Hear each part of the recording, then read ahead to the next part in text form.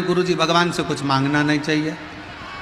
अब वो दुनिया की तो आदत है, कुछ भी कहते रहेंगे कि भगवान से मत मांगो, भगवान से क्यों मांगते हो, भगवान को तो देना चाहिए, भगवान से लेना नहीं चाहिए। पर शिव महापुराण की कथा कहती है, लोग कहते हैं भगवान से मत मांगो, भगवान से मांगोगे तो भिखारी कहलाओगे, भिक्षुक कहलाओगे।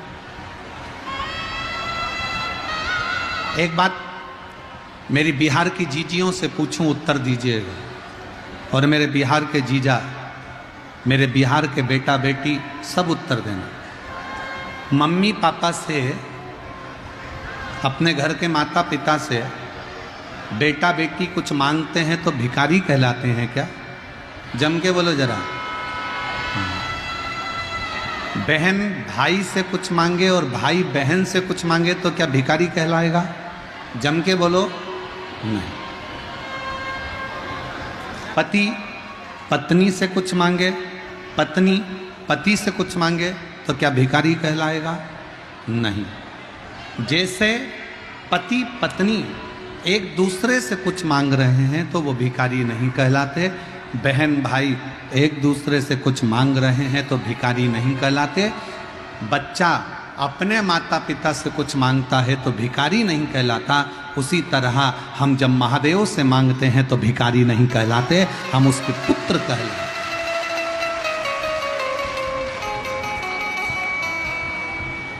हम उसकी संतान हैं, हम उसकी औलाद हैं।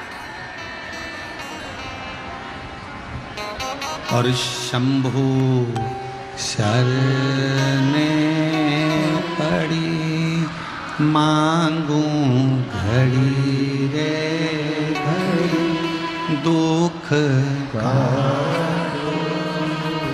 दया करी न दर्शन।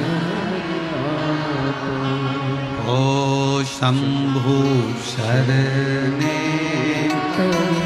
मांगू घड़ी रे दुख का दया करी न दर्शन। जैसे माँ बाप से मांगने पर बच्चा भिखारी नहीं कहलाता, हक से मांगता।